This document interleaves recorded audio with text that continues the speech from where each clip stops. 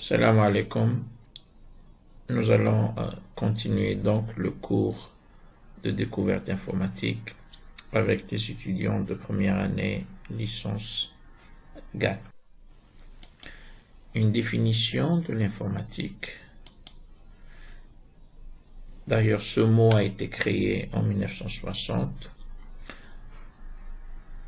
à partir de deux mots, information automatique. En effet, c'est la science qui s'occupe du traitement automatique de l'information par l'utilisation des machines appelées ordinateurs. La traduction convenable du mot informatique en arabe est al-ma'lumatiya. Son équivalent en anglais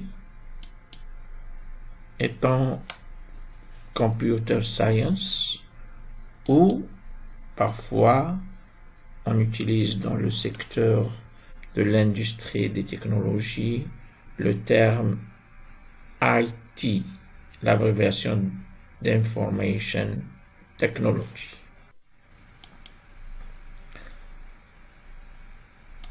Une brève donc définition d'un ordinateur, personal computer en anglais. D'abord, il a été conçu pour être un calculateur numérique. Ça veut dire qu'il fait purement des calculs. Mais aujourd'hui, il est devenu une vraie machine de traitement de l'information, puisqu'il est capable d'acquérir, tahsil, et de stocker, takhzin, des informations, d'effectuer des traitements et de restituer des résultats et des informations. المختص في المعلوماتية a donc pour rôle de résoudre des problèmes de manière automatique en utilisant un ordinateur. Un schéma simple va décrire la relation entre un utilisateur humain et un ordinateur. Je rappelle déjà qu'un ordinateur est composé de deux parties, le hardware et le software. En effet, grâce à des périphériques d'entrée, l'utilisateur pourrait introduire des informations et des données à l'ordinateur. Celui-ci, grâce à son hardware et son software, va traiter les données et restituer à la fin des informations et des résultats que l'utilisateur pourrait exploiter. Une petite revue d'histoire de l'informatique, en transitant surtout par le mathématicien américain John von Neumann, qui a conçu l'architecture moderne de l'ordinateur. Ceci constitue donc la véritable naissance de l'informatique. De passage, citons les ancêtres de cette fabuleuse machine. D'abord, le boulier chinois, al-mi'dad sini, la numération binaire de Bacon en 1600, la machine à calculer de Pascal 1642, appelée d'ailleurs une pascaline, la machine de Falcon 1728, qui est le premier à utiliser un programme perforé sur des plaques de bois, qui est déjà une avancée spectaculaire, et puis la mémoire mécanique de Babbage, qui en 1833 conçoit une mémoire, une avancée fabuleuse. L'algèbre de Boole 1850, qui a constitué les bases de l'automatisme, et puis la machine de Hollerith 1890, qui est le premier à avoir utilisé des cartes perforées, d'ailleurs mises en œuvre dans les premières générations. Dans cette illustration, on va voir la machine de Pascal 1645, appelée aussi pascaline, et puis la mémoire mécanique de Babbage 1833. Les historiens de l'informatique et des ordinateurs sont unanimes à subdiviser l'ère des ordinateurs en plusieurs générations. À commencer déjà par la première qui date de 1945, grâce surtout à la présence de circuits à lampe à vide qui ont permis de réaliser les premiers ordinateurs.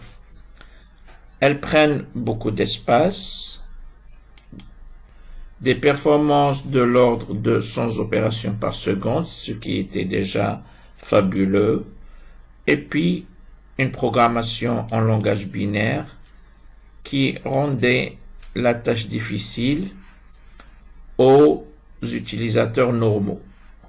Les programmes sont introduits grâce à des cartes perforées, les résultats observés et sur papier grâce à des imprimantes.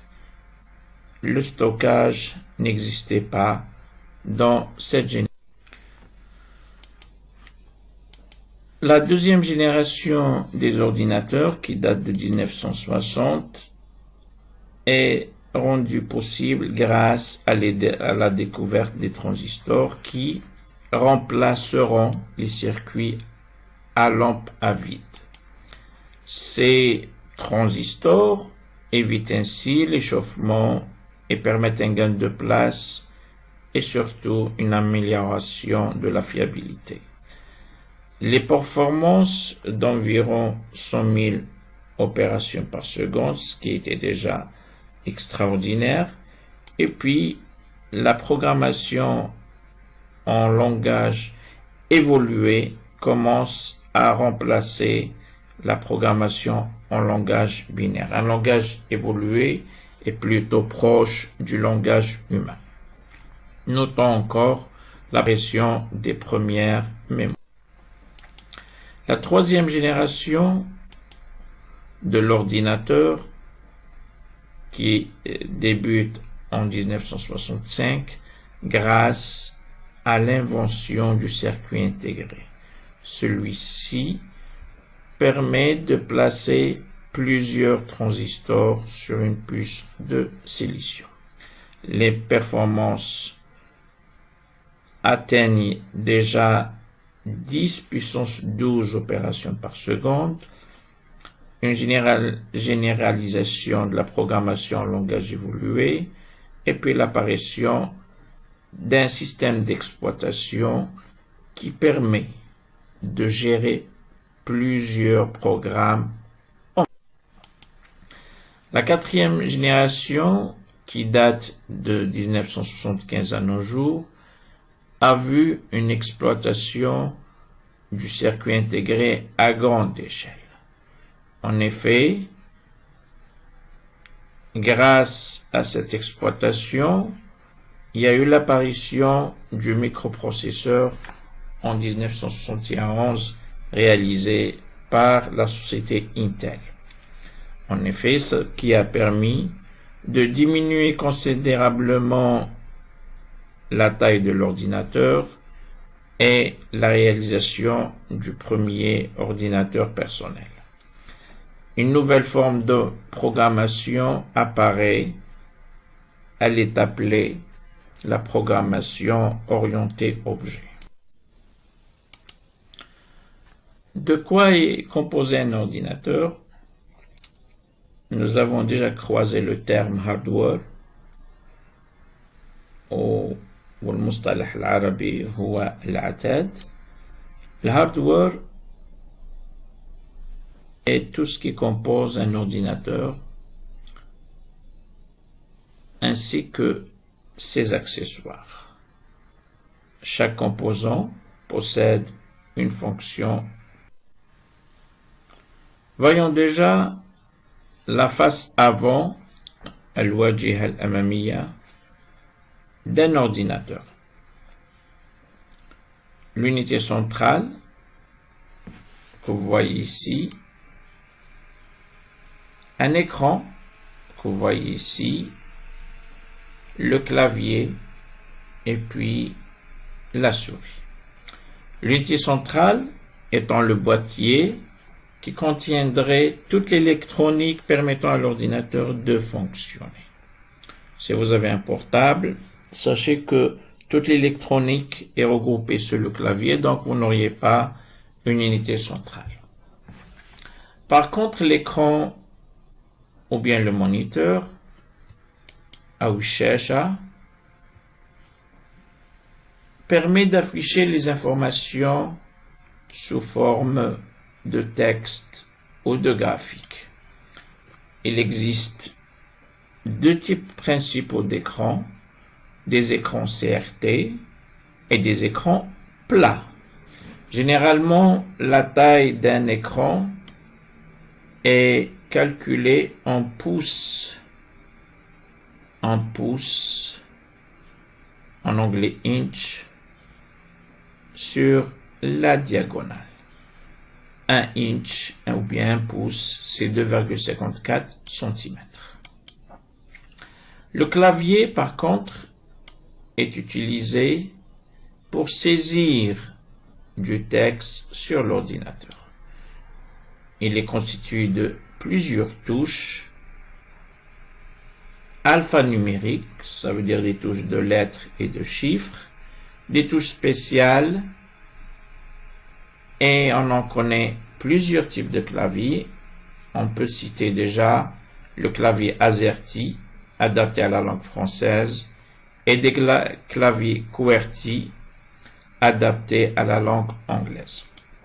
Enfin, nous pourrons citer la fameuse souris qui nous a énormément facilité la tâche.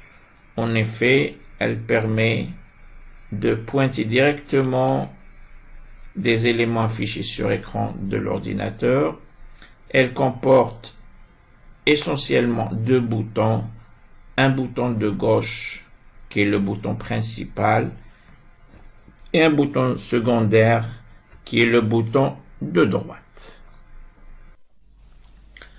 Pour ce qui est d'une unité centrale, on peut remarquer que sur la face avant, al-wajh al-amamiyya, on distingue un ou plusieurs lecteurs optiques, soit un lecteur CD-DVD, soit un graveur CD-DVD, ou bien un lecteur ou graveur Blu-ray.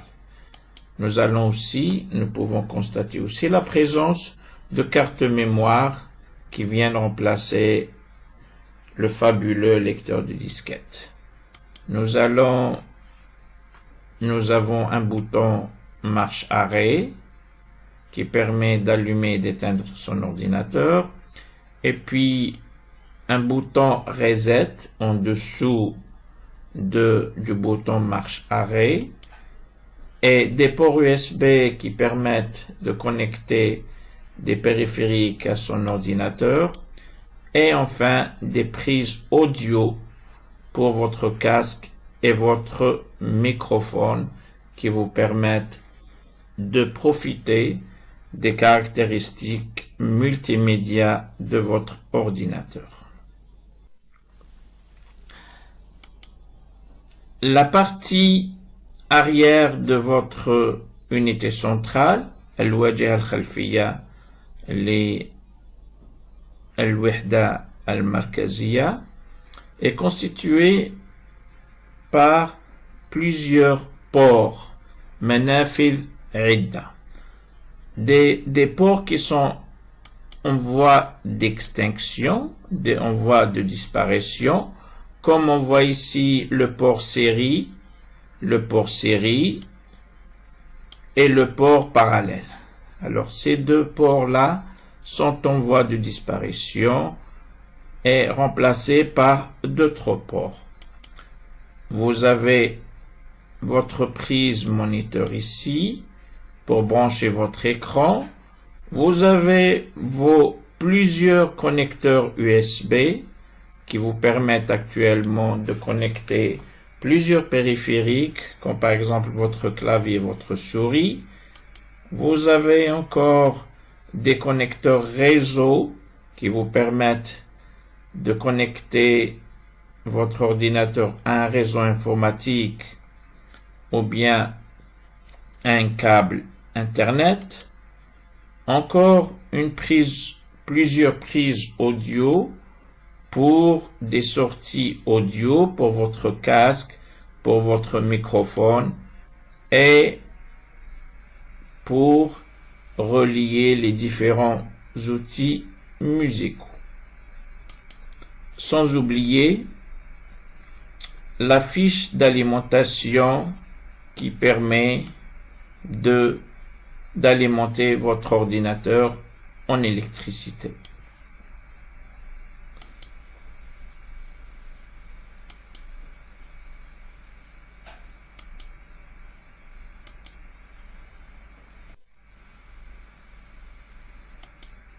On continue avec la partie matérielle de l'ordinateur. Voyons ces éléments secondaires et commençons par votre imprimante qui est un appareil qui vous permet d'avoir des informations imprimées sur papier. On en distingue plusieurs types d'imprimantes, des imprimantes matricielles, des imprimantes à jet d'encre, des imprimantes laser et des imprimantes aussi multifonctions qui peuvent contenir plusieurs périphériques. Quant au scanner, alors, le scanner permet de transformer des documents, des photos, des textes en données numériques afin de pouvoir les stocker sur ordinateur. Par contre, il permet aussi de réaliser et de reconnaître des textes sur des images scannées pour gagner du temps et nous éviter la frappe. D'autres périphériques, les haut-parleurs, qui sont connectés à l'ordinateur par l'intermédiaire de la carte son, ils permettent de ressortir la musique et le son produit par ordinateur. Vous avez aussi votre microphone qui vous permet d'enregistrer des sons à l'ordinateur. Vous avez des traceurs de dessin pour reproduire des plans sur papier en grande taille et surtout en couleur. Vous avez des appareils photo et caméscopes numériques qui, une fois connectés, peuvent se comporter comme des mémoires externes. En effet, on pourrait visionner les vidéos et les photos que nous avons enregistrées. Vous avez aussi des mémoires externes amovibles, ça veut dire qu'on peut déplacer, et qui permettent de stocker des informations. On peut distinguer des clés USB, des cartes mémoire et des disques durs externes. Et on peut aussi citer le fameux modem qui nous permet de nous connecter à Internet via une ligne téléphonique. Qu'est-ce que renforcerait l'intérieur d'une unité centrale? Déjà, à l'intérieur d'une unité centrale, nous avons le système nerveux du PC, à savoir la carte mère. Elle permet de connecter tous les éléments de l'unité centrale. Pour en profiter, il serait primordial et intelligent d'acquérir une carte mère d'une bonne marque, par exemple Asus ou bien Giga. Nous avons aussi le processeur qui vient se connecter à la carte mère. Plusieurs générations de processeurs sont apparues depuis leur invention en 1971 par la firme Intel. Toujours dans l'unité centrale et connectée à une carte mère, vous avez les mémoires. Les mémoires qui permettent de retenir et de restituer des informations d'une façon temporaire. Ça veut dire tant que l'ordinateur est allumé. Une fois éteint, ces informations sont perdues. On distingue des SDRAM, des DDRAM, des DDRAM 2 et puis des DDRAM 3 actuellement en vogue sur le marché. Ici, vous avez l'illustration d'une mémoire RAM. Toujours dans l'unité centrale, on trouve le fameux disque dur qui est un organe servant à stocker et d'une manière permanente les informations du PC. Même si votre PC est hors tension, ce qui est le contraire d'une mémoire centrale. C'est pour cela on l'appelle une mémoire de masse et ses capacités s'expriment en gigas et actuellement en Tera. Toujours dans votre unité centrale, vous avez votre carte graphique. Cette carte-là permet de convertir les données numériques en données pouvant être affichées sur un périphérique destiné à cet usage. Je vous conseillerais une bonne marque pour votre ordinateur, comme par exemple Nvidia. Ici, vous avez l'illustration de votre carte vidéo ou bien de votre carte graphique. Et surtout ici, vous voyez son ventilateur qui permet de la refroidir pour permettre un usage. Vous avez ici une schématisation de votre unité centrale. Là, vous voyez la carte mère, le processeur est là, votre carte vidéo, votre carte graphique est là, vos mémoires volatiles sont là, votre bloc d'alimentation, et puis vous avez dans la face arrière في الواجهة الخلفية جميع المنافذ vos ports, et vous avez dans la face avant aussi d'autres éléments. Voyez ici votre lecteur de CD ou bien votre graveur de DVD, votre lecteur de carte ou bien votre lecteur de disquette et votre disque dur. Toujours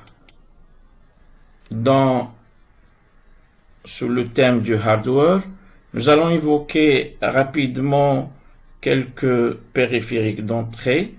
Lawahiq al-idkhal, c'est des organes et des appareils servant à recueillir les informations qui sont ensuite transformées pour être utilisables par l'ordinateur, pour que l'ordinateur puisse. Nous allons donc évoquer votre clavier, votre souris et vos lecteurs DVD et CD, et à la fin votre modem. C'est un exemple de périphérique d'entrée. Des périphériques de sortie, c'est des dispositifs qui transmettent l'information de l'unité centrale vers l'extérieur sous forme compréhensible par vous qui êtes utilisateur humain. Nous allons évoquer quelques-uns. Votre écran ou votre moniteur, votre imprimante, soit jet d'encre, soit laser, soit matricielle, votre graveur CD et DVD, et votre haut-parleur qui permet de faire ressortir le son.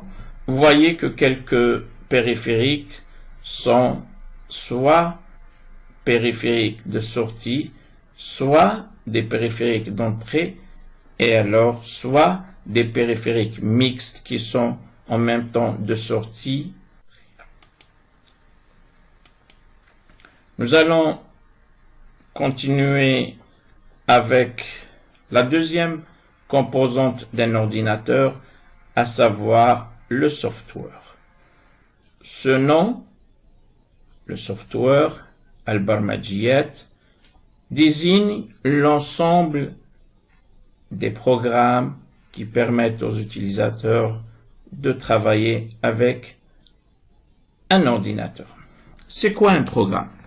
Un programme est une suite d'instructions, est une suite d'actions écrites dans un langage de programmation et exécutées par l'ordinateur qui permettent de traiter un problème défini et de renvoyer des résultats.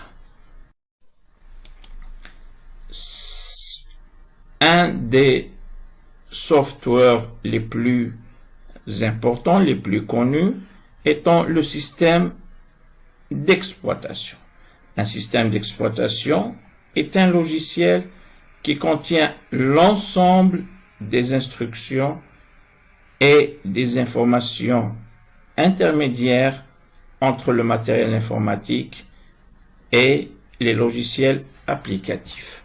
En d'autres termes, ce logiciel permet de gérer tous les logiciels qui peuvent travailler parfois en même temps.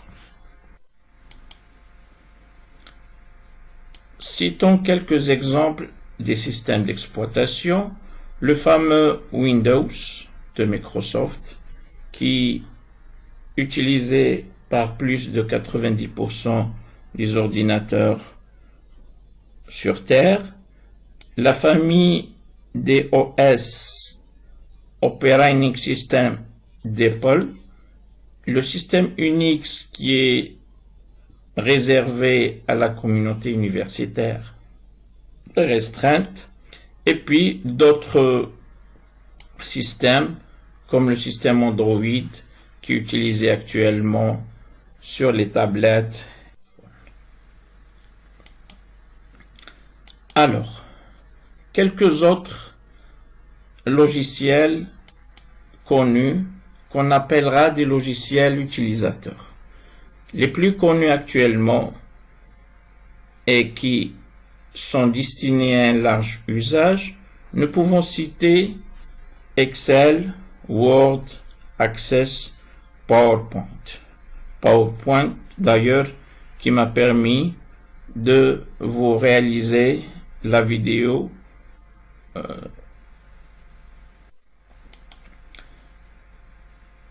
Par contre, d'autres logiciels spécifiques existent aussi, des logiciels commerciaux, des logiciels de gestion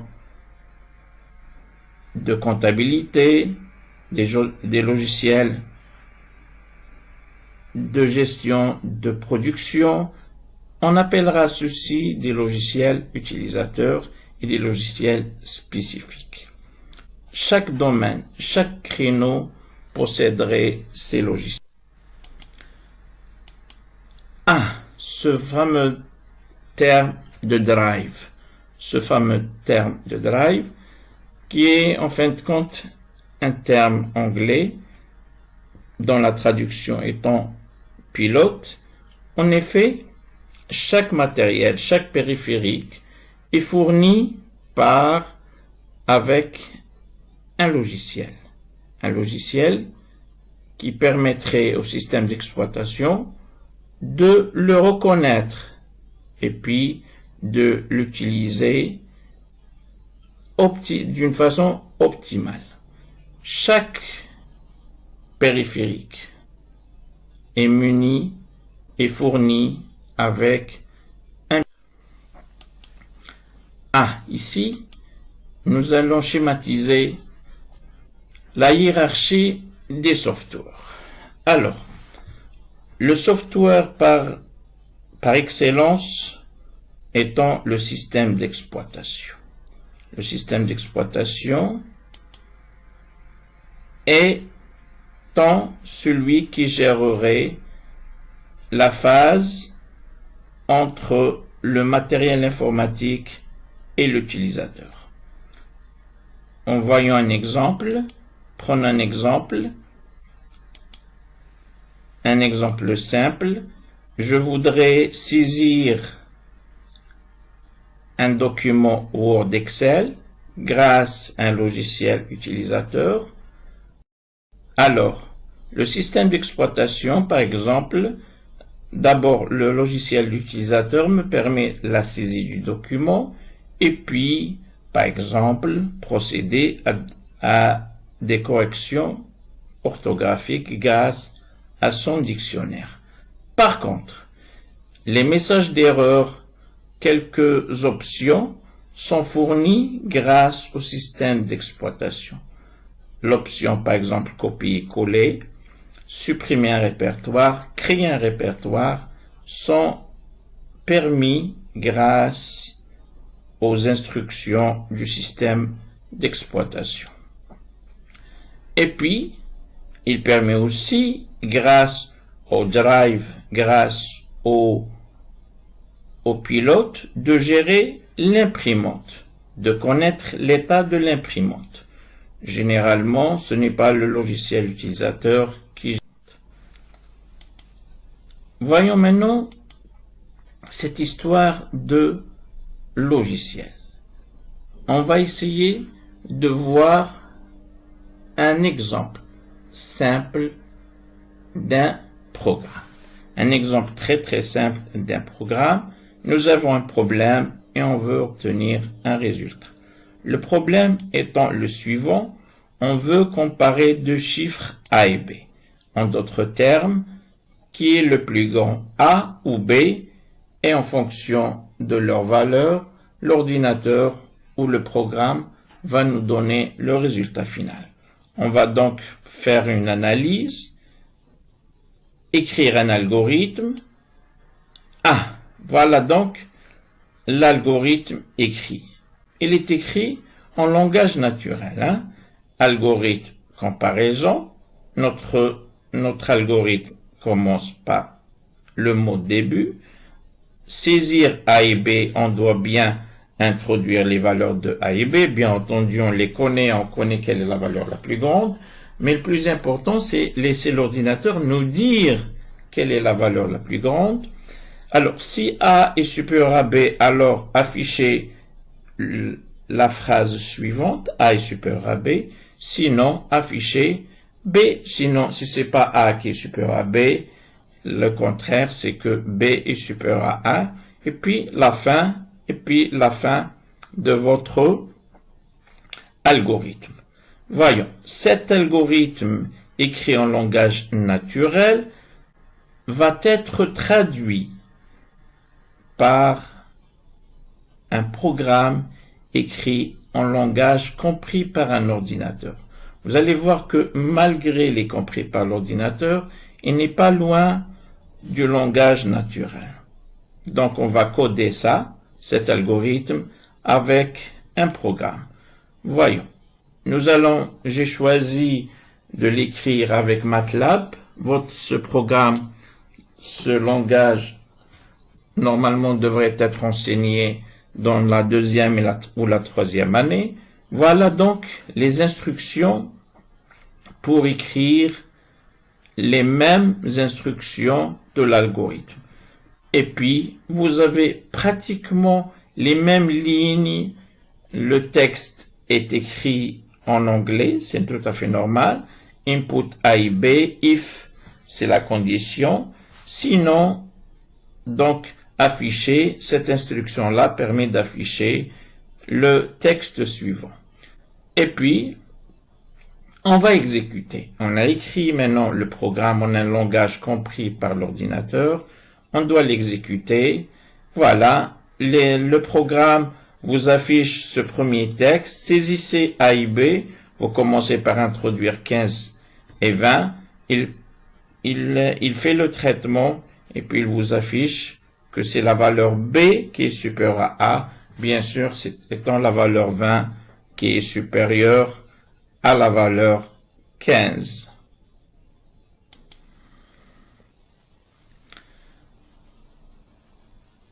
Oui, tiens, ce serait intelligent d'améliorer cet algorithme-là puisque le cas A est égal à B n'a pas été traité. Par exemple, ça nous permet d'améliorer notre algorithme.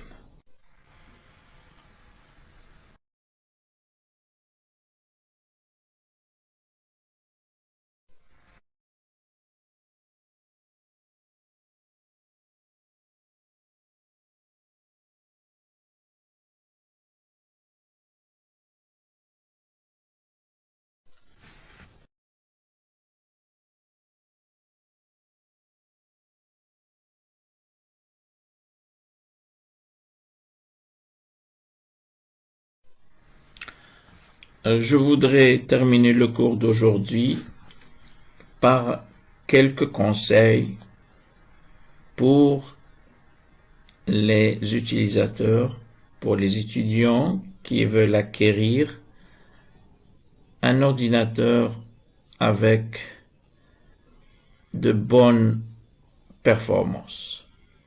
أريد أن أنهي درس اليوم بنصائح عملية للذين يريدون اقتناء حاسوب عالي الأداء. Donc, commençons déjà par le type de processeur. Actuellement, le marché nous avons deux marques, Intel et AMD. Il faudrait choisir le nombre de cœurs, 1, 2 ou 4, la fréquence du processeur qui vous permet de gagner en rapidité, ainsi que la taille de la mémoire cache du processeur. Vous avez une carte graphique. Les modèles les plus connus sont les modèles d'Intel et de Nvidia. Chaque carte graphique posséderait une mémoire. 1 giga, 2 gigas, 4 gigas, voire plus. Chaque fois la mémoire est grande, chaque fois la performance est améliorée. Le disque dur, attention, le disque dur, on en trouve actuellement deux types sur le marché. Un disque SATA, vous pouvez choisir entre 500 Go et 1 Tera, et SSD entre 128 Go et 256 Go. Les disques SSD sont beaucoup plus performants et plus rapides que ceux des SATA, mais elle est assez quand même chère sur le marché. La mémoire vive qu'on a évoquée tout à l'heure, la DDR, la DDR2, la DDR3, il faudrait choisir un minimum de 4 Go, voire 8 Go. Chaque fois la mémoire est grande, chaque fois les performances.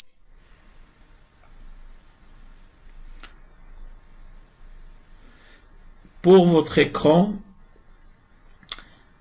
alors, si vous voulez acquérir un portable, il est conseillé d'avoir un écran 15 pouces.